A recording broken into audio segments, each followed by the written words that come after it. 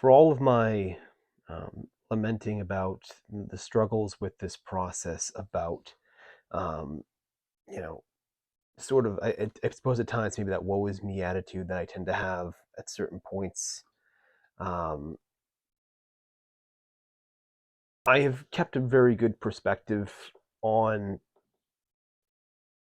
I suppose, life in general, and I am certainly not unaware that ultimately there are much worse things happening. Um, I think one of the more important aspects of my day job is that I work with people who, in a way, often come from very hard lives, and most will end up telling me their stories as we kind of go along sort of the fitness journey together, and I get a chance to sort of see the other side of things.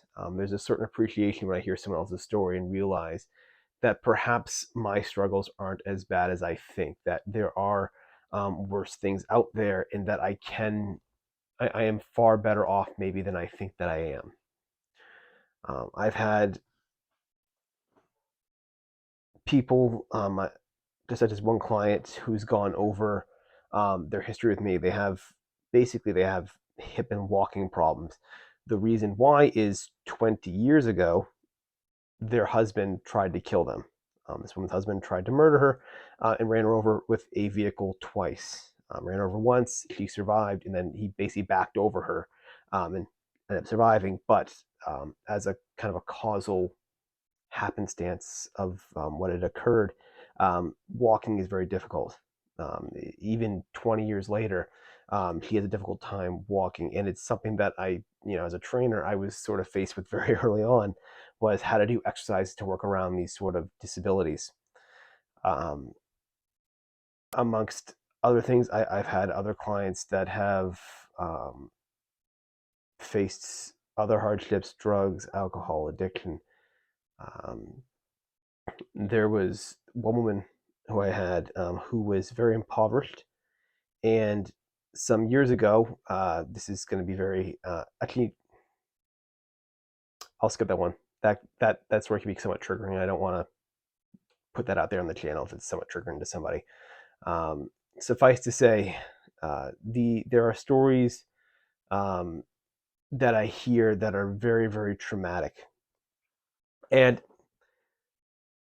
it at times feels very, very selfish of me to sort of lament about what I'm going through, because it is very insignificant compared to these challenges. What I'm facing is nothing compared to what some of these people have faced and overcome and still live with day to day. I am very fortunate. I don't have at the moment any kind of physical pain. I don't wake up with any kind of, beyond just regular aches and sores of just general life.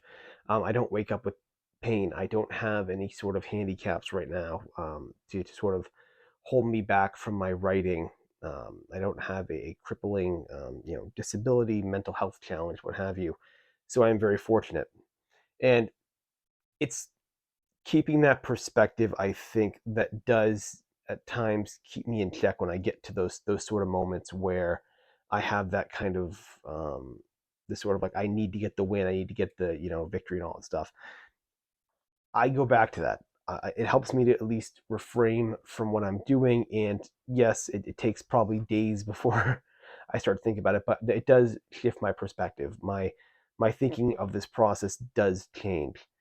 Um, and I feel like I come out on the other side of this a bit more appreciative of what I have. That ultimately, if it's not to work out, at least I am in a far better place than other people are, and to be appreciative of that, to be grateful just to have that. Um, I often speak about how you need to have a certain perspective, in that you need to have a sense of security in this process, that your creative life does not flourish when your personal life is in chaos, that you need to have your personal life locked down first before you can create really good art. Um, and the fact that I can have that in and of itself is very, very strong. The fact that I can have a very secure personal life is very strong. that I am not stressing out about, these sort of major things. Yes, I have my challenges. Yes, I have my day-to-day worries and all that stuff.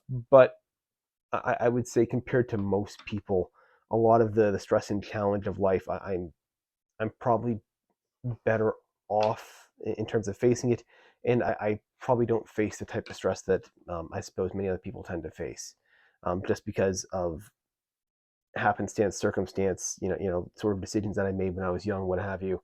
I'm just in a particularly good position right now, and I need to keep that.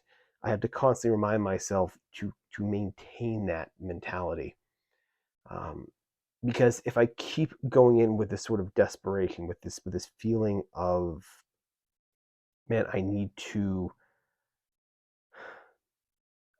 get the win, I need to get this, thing published, what have you. It's very derailing, and it tends to make small problems feel much larger than they are. So it's both very humbling and also, I think, a great skill to be able to look at this, to kind of take a broader approach, and to see beyond your own circumstances that there are others that are going through much worse, and that ultimately it's just a book. It is ultimately just a book. Yes, it's something I believe in, something I love to do, something I feel very strongly about, but ultimately it is still sheets of paper strung together with printed words on them. And keeping that every now and then, I think it will be what's going to help me through this process. That if I can really believe it, and man, it's tough to really believe it, but if I can really believe it, I think ultimately I'll end up much better off in the long run.